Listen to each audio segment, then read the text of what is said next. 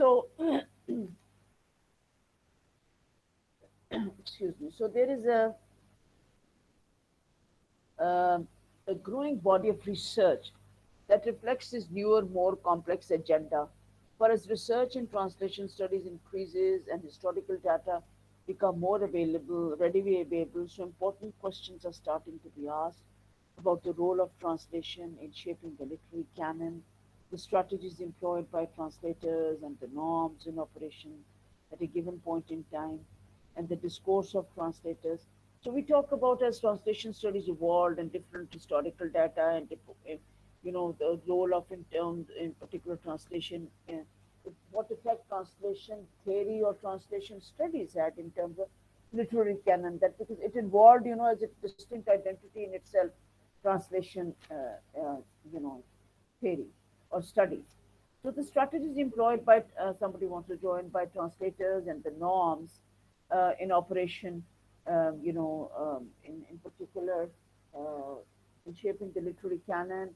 And then we talk about in particular, the strategies employed by translators and the norms in operation at a given point in time, and the discourse of what was in particular the discourse, the language used by translators, and the problems of measuring the impact of translations, and then more recently, in terms of determining what actually, when we talk about translation, what is the ethics? That means, are there any underlying rules for conducting, and what is ethical and what is not ethical in terms of translation? To which, for everything we talk about that there are certain fixed rules or in order to conduct something. So, are there any such ethics of translation as well?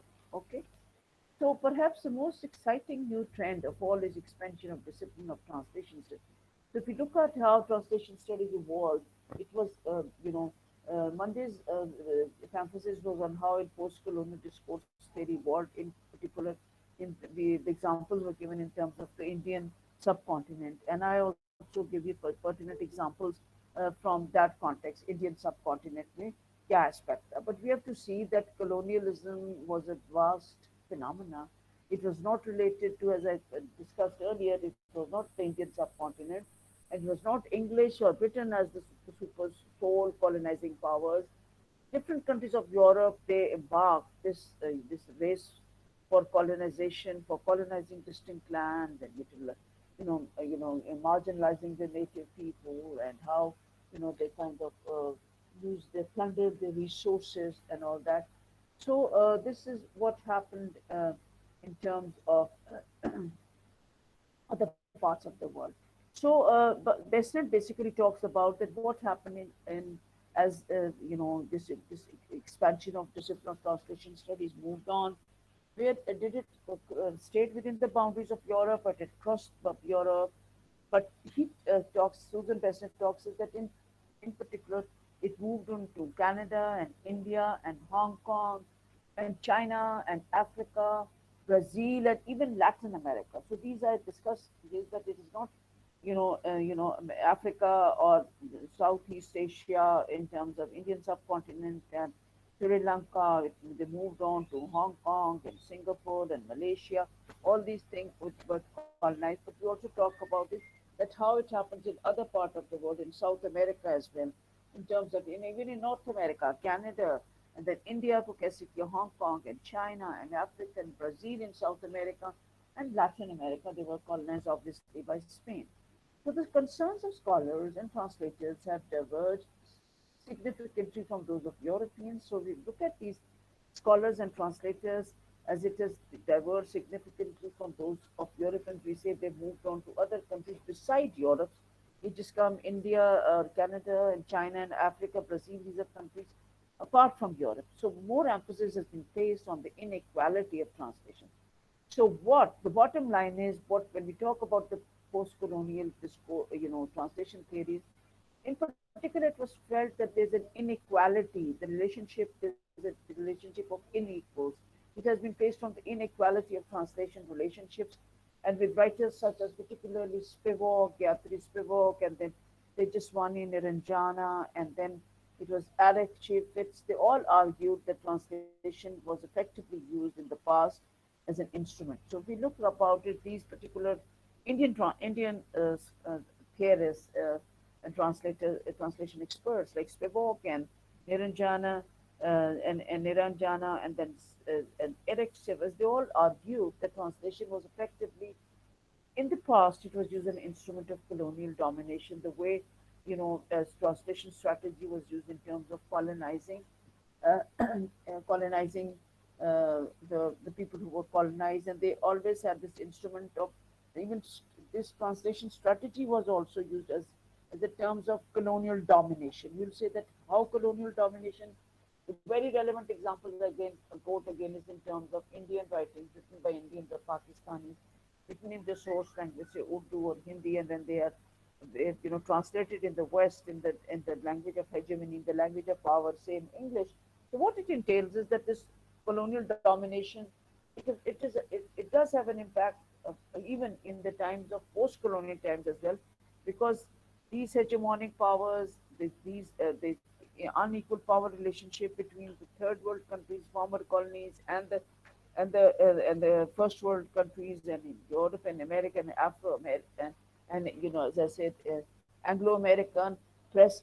This always was used as a policy of process and colonial domination. You would say why? Because once these texts were to be translated and published in Europe and America, in particular, it was found out that they had to be kind of rewritten, changed so much. The source text had to be changed so much to be acceptable as target text for the target text readers and audience.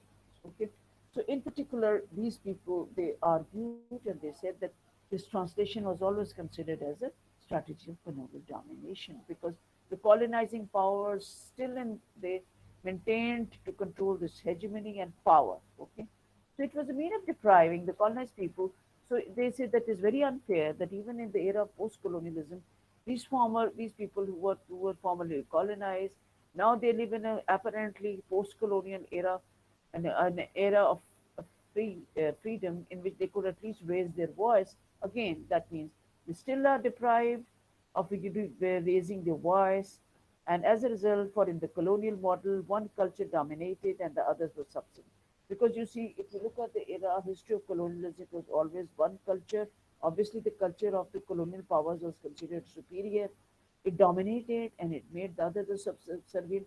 And which were the cultures which were made subservient? Obviously, the culture of the people who were colonized. Indians, Pakistanis, in terms of Indian subcontinent when it was colonized by Britain, उनके culture को subservient inferior जाहिर किया गया, whereas the culture of the colonizing power, British, it was considered always kind of superior. So this hierarchy, and how was this hierarchy was a result of this power hierarchy. It was reinforced not only physically when they colonized these countries, even in the era of post-colonialism, coming even in terms of translation, वहाँ भी इनकी power hierarchy was still maintained. So as Anuradha Dingewala puts it, and I'm just going to quote, the process of translation involved in making another culture comprehensible entail varying degrees of violence, especially when the culture being translated constituted that of a country. So is this, in particular, Anuradha talks is that this process of translation, it always involved making one culture understandable, and in varying degrees of, by violence means the way it was changed, modified, recreated, and it was like translated was because if say that culture happens to be that of the people who were formerly colonized, it was like othering, like they were placed with a capital with a small o. Other that means is that like making the distinct difference between people who were colonized or coming from the formerly colonized as kind of inferior as that of the other. As the othering is that the West is trying to other the former colonies in terms of considering them that they are below, they are different from themselves. Okay. So in 1990s, two contrasting images of the translator emerged. According to one reading of translator's role, the translator is the force of.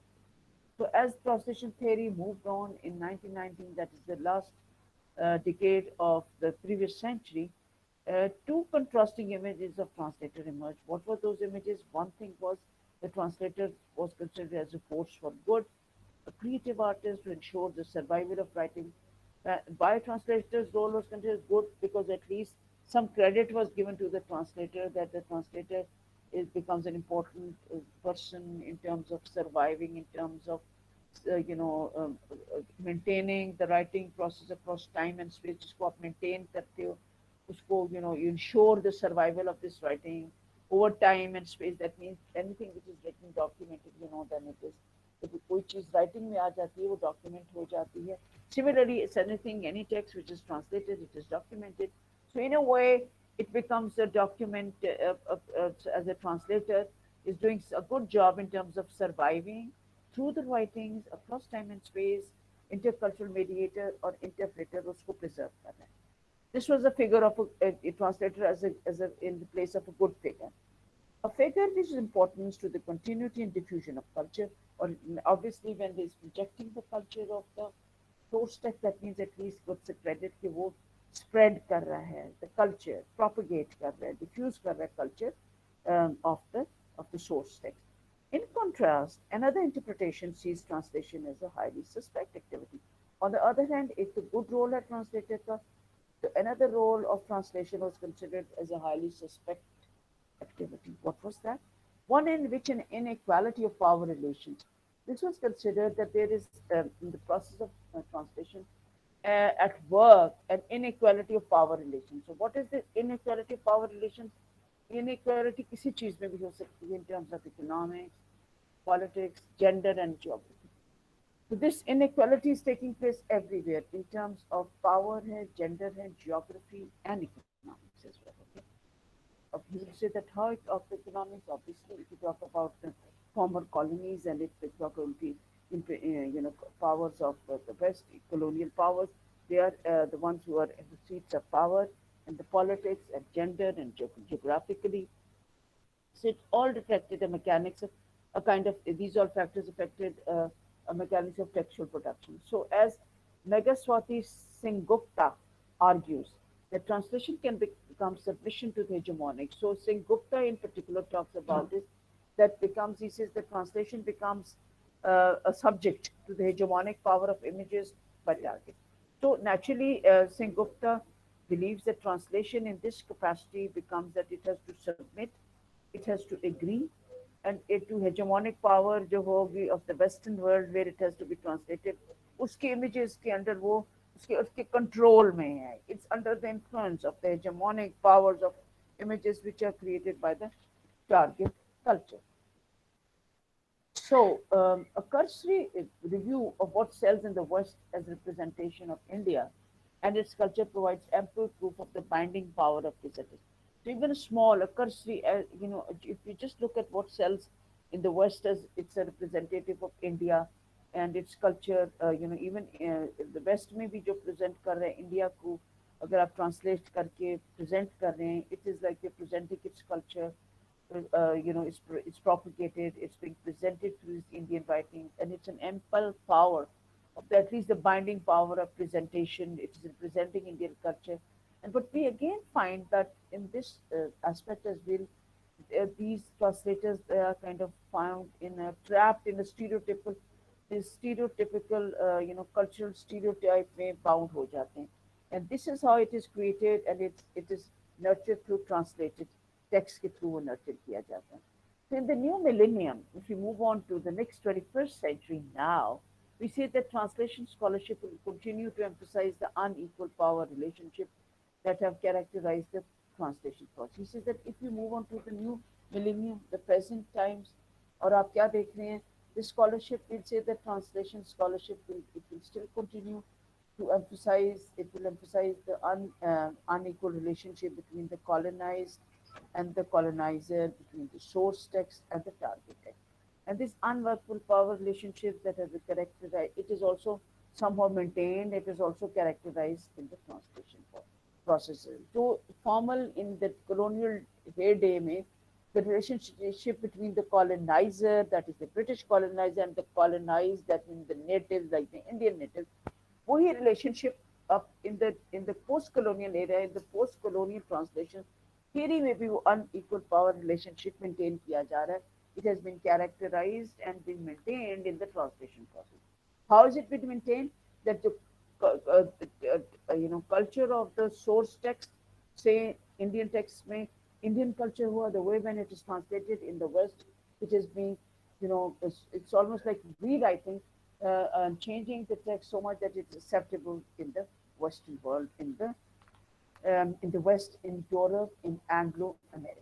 Okay, but whereas in earlier centuries, this inequality was presented in terms of superior religion, which is that surprisingly before this post-colonial theory se pehle, as we've studied in translation theory how it evolved from 4th century onward, in those times it was just translation go up in terms of use karte the, that there's an inequality which occurs, and there is what is this earlier century inequality was in terms of superior original tha, original जो actual work था and inferior copy to translated version को.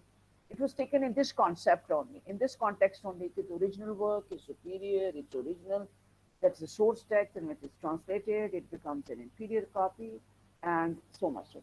But today, this relationship, we say it's considered different from other points of view that can best be. But you said that in modern, in current times, if you look at this, अब translator तो source text को consider करोगे और देखोगे for target text में, तो इस relationship को अदर पॉइंट ऑफ व्यू से भी देखा गया है, and it can be best term is the post colonial. Parallel to the exciting works here in terms of exciting works आप किनके देखते हो, Indian, Chinese, Canadian translation scholars. He says that parallel to these exciting works of Indian writers and Chinese and Canadian translation scholars, he says that other writers have come as well, other translators has come, और इसमें ज़्यादा translators आपको मिलेंगे Latin America के. So we have these apart from Chinese and Canadian, we talk about South American translators such as Octavo Paz, Carlos Fuentes, and Geraldo, and Augusto de Camus. They have called for a new definition of translation. So these South American or translators coming from the South American continent, they in particular Carlos and Geraldo, they have called for a new definition of translation. So what is this new definition? Significantly, all these writers have come from countries located in the countries of South. All these names are just called out on their name. They all belong as they are as also as writers and translators. They have come from countries which belong to the continent of South America. Okay, so from former colonies engaged in reassuring the. So these translators talking about the South American texts which emerged, and these translators themselves belong to South America. So when they're talking from former colonies and they want to kind of reassurance, they want to talk about their past, this involves arguing for a rethinking of the role and significance of translation. So when these theorists and these translators, when they talk about that era, they want to rethink, they want to give a role and significance into say translation, and they kind of draw a parallel with the colonial experience. For them, it is the model of colonialism was based on the notion of a superior culture. So they say that somehow, as similarly as a model of colonialism was based on this, that there is a superior culture. Now you are well aware, superior culture kiska hoga? Superior culture is of the white race, the colonizing powers. So it was a notion of superior culture which is taking possession of an inferior culture. Inferior culture in the days of colonial times was the people who were marginalized, who were colonized. In context of Indian subcontinent, were the Indians, Muslims, and in Hindus both.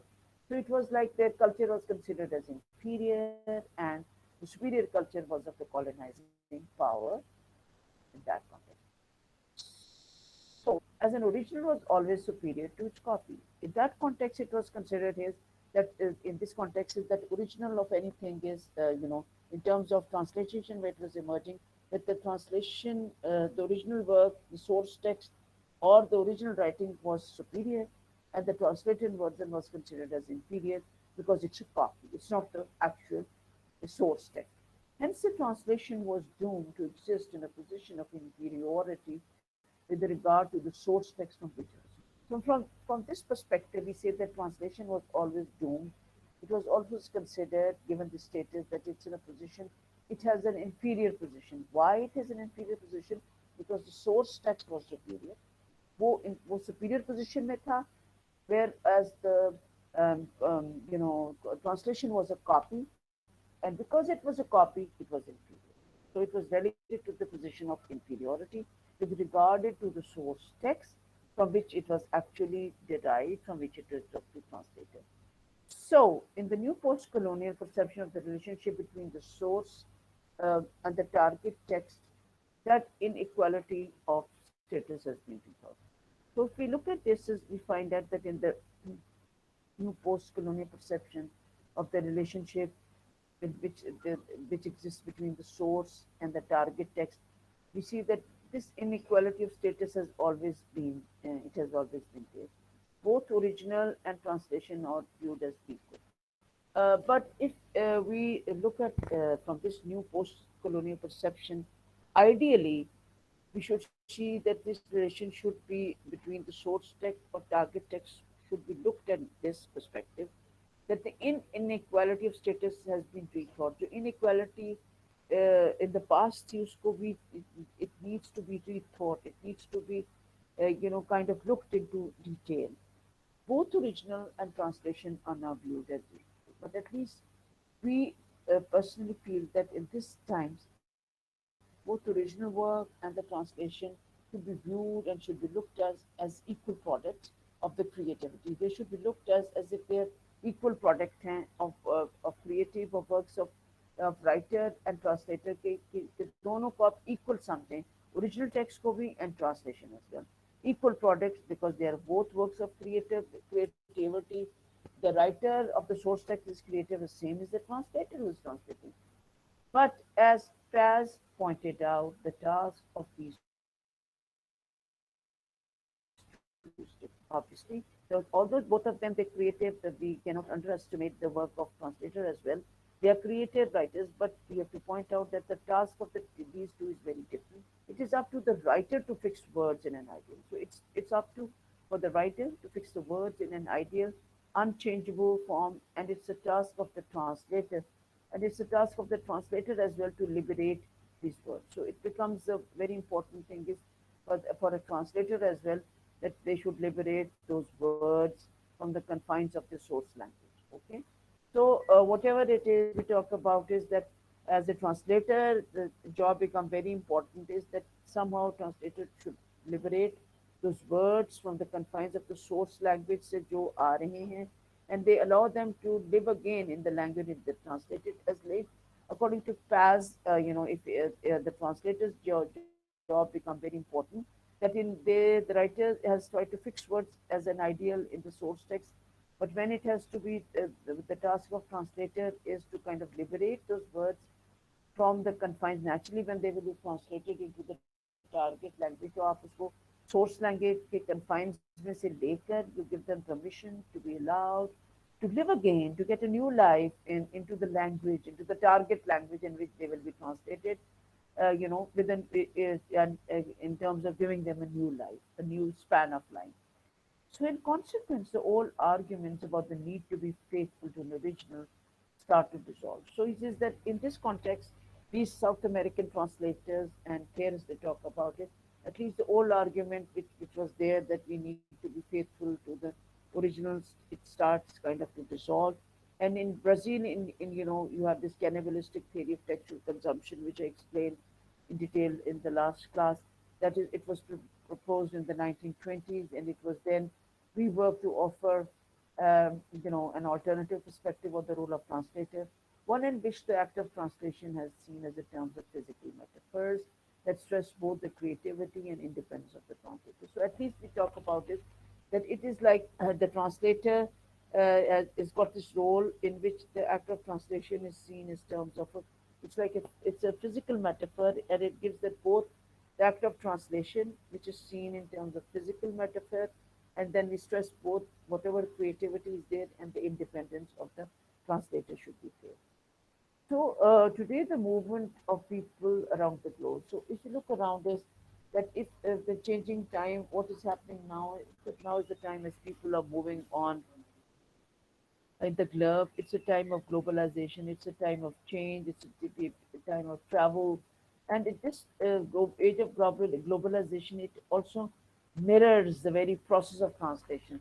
Or as the age of globalization, when people are on the move, they are traveling around the globe. we also see that it also mirrors, it also reflects the very process of translation itself. For translation is not just the transfer of text. Our translation, mind you, is not simply it just involves the transfer of text from one language to another, from source language to another. It's rightly seen as a process of negotiating.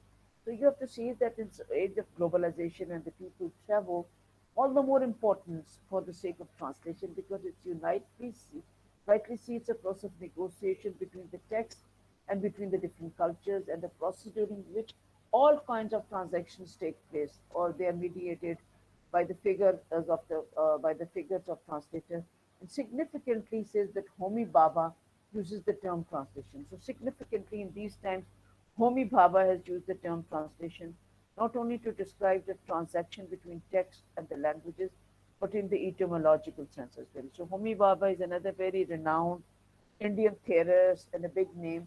He also talks about is that he uses the term translation not simply to describe a kind of it is like a transaction between the text, between the source text and the languages.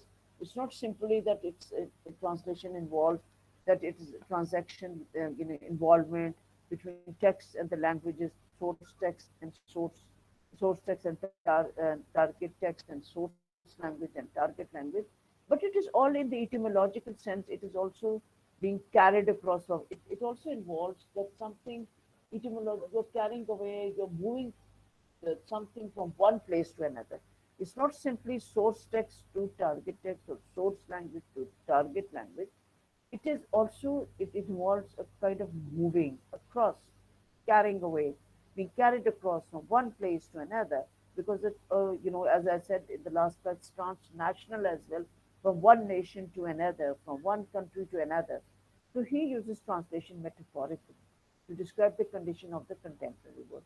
So, in particular, Bhabha uses translation as metaphorically. He describes this involves a condition of the contemporary world, in which a world in which millions are migrating, they are moving, their location changing, their location day in and day out. They are traveling from one part to another. Okay, so they change the location in such a world. Translation is fundamental. So when people are moving, changing physical location from one place to another, though that means, and obviously when they're changing from one place to another, they're carrying of their own language, carrying of their own culture. So in such a world, translation is great importance. It's fundamental.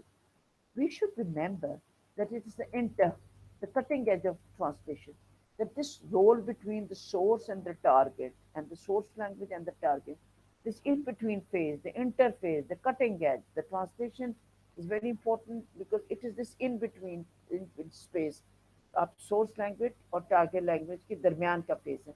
This actually carries the burden, and this also basically carries the burden of the culture, which has to be in between stage, the culture of the source language or the source text to the target text. Okay, so central to many theories of translations are articulated by non-Europeans. So central, that means important to many theories of these translations, which are articulated by non-European writers. There are the three recurring strategies. What are these? It's a redefinition of terminology. If you look at these many theories of translation which are articulating अब non-European writers भी अपनी theories लेकर आ रहे हैं translation के. There are three important strategies. What's the first one? A redefinition of the terminology. It's kind of you are referring back, remember, to the old concept of translation of faithfulness and equivalence.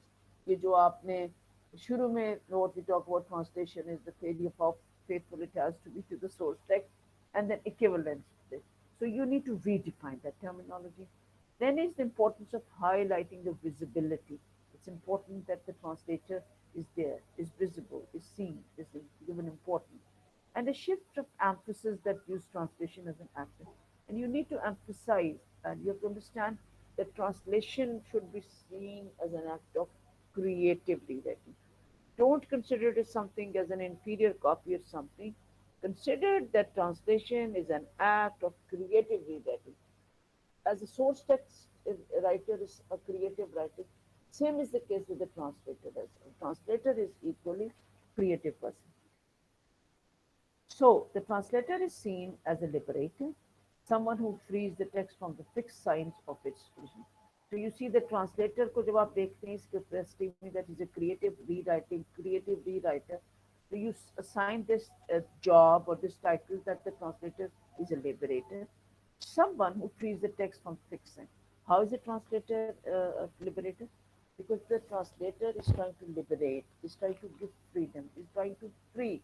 Source text की जो bound है with fixed signs of its own, fixed language, fixed signs of the source language से जो उसकी strongly is bound किया गया. It's fixed. The translator as a liberator has to do this.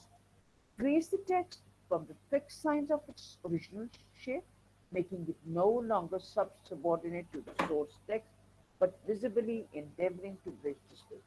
So, in a way, translator should successfully free the text from the fixed signs of its source language, original writing जिसमें लिखा गया था, and you need to bring it. It should not be considered no longer subordinate, and you shouldn't consider it's subordinate to the source text. I'm talking about the target text, but it should be endeavoring to kind of bridge the space between the source author and the target. It should be bridge the gap between the source author text and the eventual target language readership में होना चाहिए. So this revised perspective emphasizes the creativity of. So this revised perspective, this revised role assigned to the translator, that the translator is a creative writing as well, just as the original writer was, जिसने कि source text को लिखा. और क्योंकि किस तरह creative होगा, that the translator is liberating, is trying to free the text from its fixed signs of its original language, source language से उसको कैसे आप और उसको आप जब present करते हो उसको next language में target language, it is no longer subordinate and it's no longer inferior copy, and it's not as such as the source text, but you're trying to bridge the between the source author or the eventual target language readership. So this revised perspective, it emphasizes the creativity of translation को revise कर रहे हैं, seeing it in a more harmonious relationship than the one in previous. If you look at it in a more harmonious relationship as in the previous models that describe the translator in violent images, because the previous models में आप क्या देखते थे, translator was presented in the violent images as वो appropriate कर रहा है, change कर रहा है, penetration or possession. This is what initially it was considered that translator is बहुत ज़्यादा rewrite कर रहा है, it's violent images, it's totally appropriate कर रहा है, change कर रहा है, penetrate कर रहा है, possess कर रहा है. So the post-colonial approach to translation to see linguistic exchange is essentially dialogic. So post-colonial approach should focus upon is that when you're looking at this exchange, when you're looking at the way translation is coming up, you should see that it's like a linguistic exchange. It's like a process, an evolving process. It's a dialogic. It's evolving. It's a process that's happening in a space that belongs to neither source or target. You shouldn't see that when this process is evolving, translation itself, a linguistic exchange है जो वो change कर रहा है from the neither वो source text को belong करता है nor target absolutely.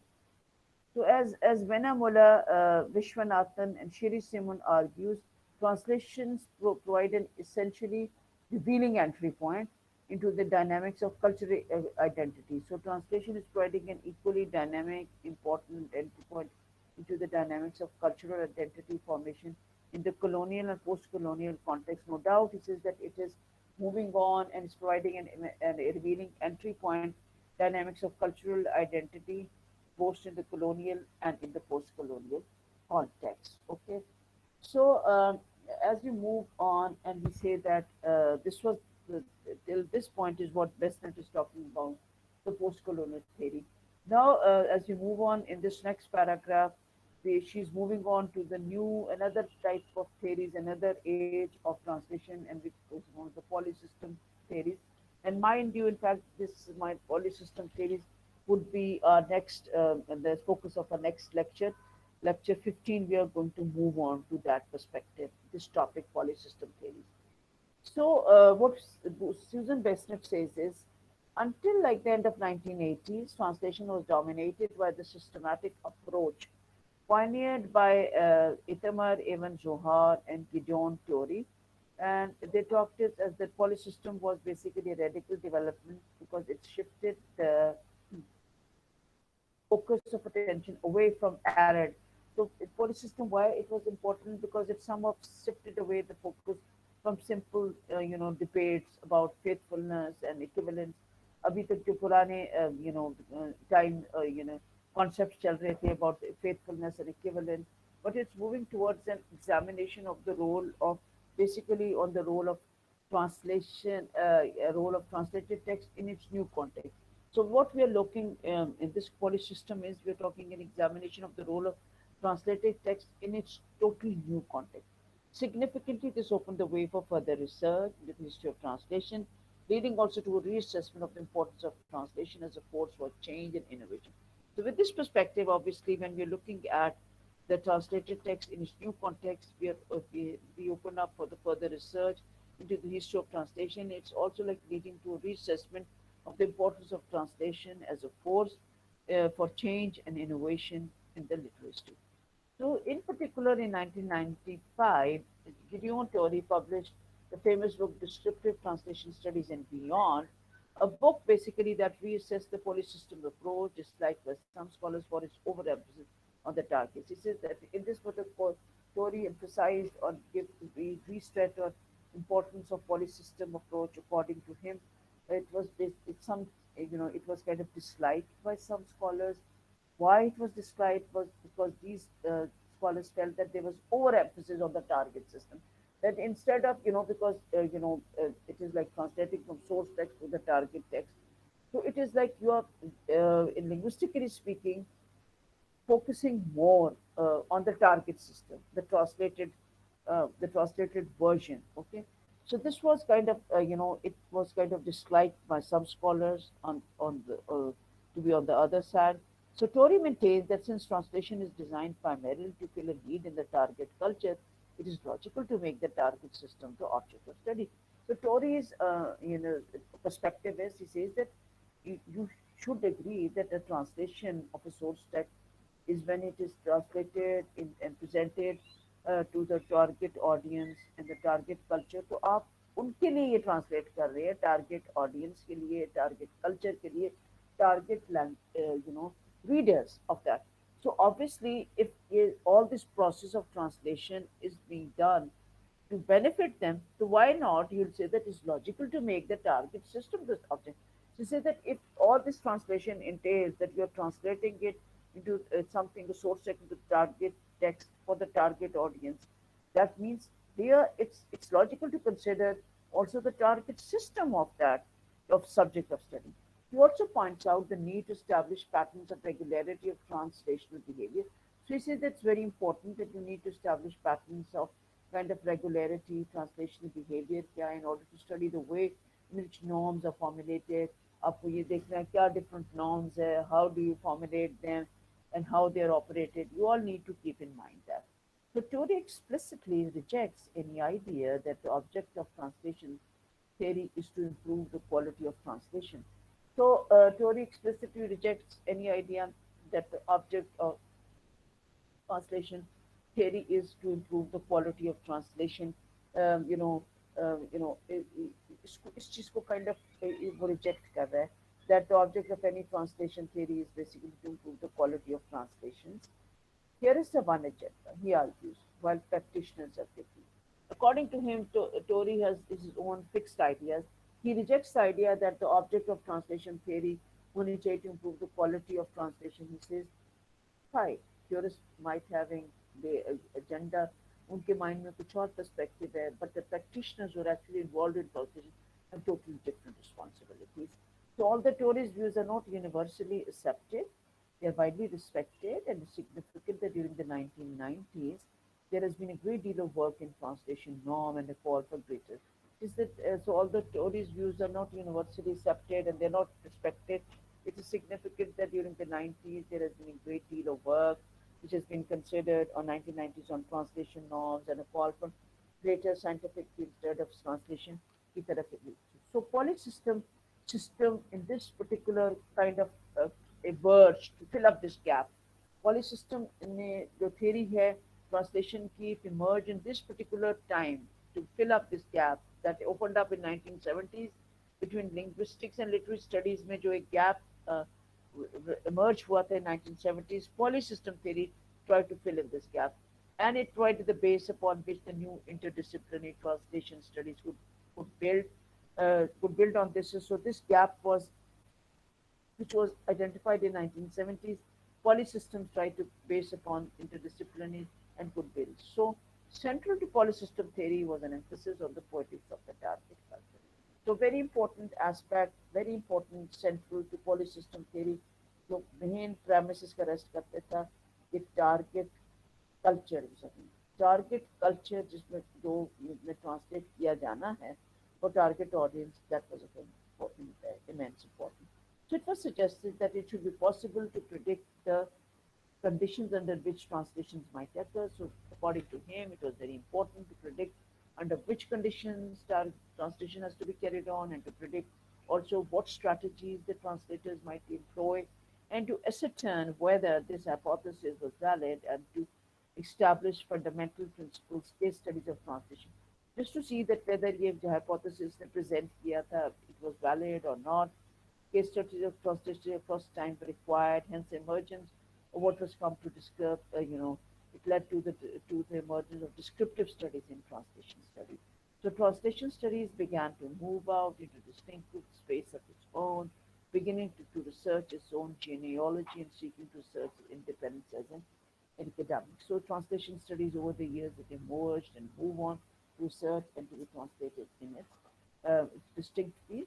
And whereas previously emphasis has been on comparing original and translation, remember that, and offer with establishing the lost or the betrayal in the translation process, the new approach took a resolutely different line, seeking not to evaluate but to kind of understand the shift. So the new approach basically approach not on to evaluate but it also to understand the shifts of emphasis that had been taking place during the transfer of systems. So this approach, focus था कि shift of emphasis that had taken place during transfer of text from one literature system to another, and this is what it was planned. Okay, so class, with this, I've come to the end of today's lecture, and now it's open to any questions.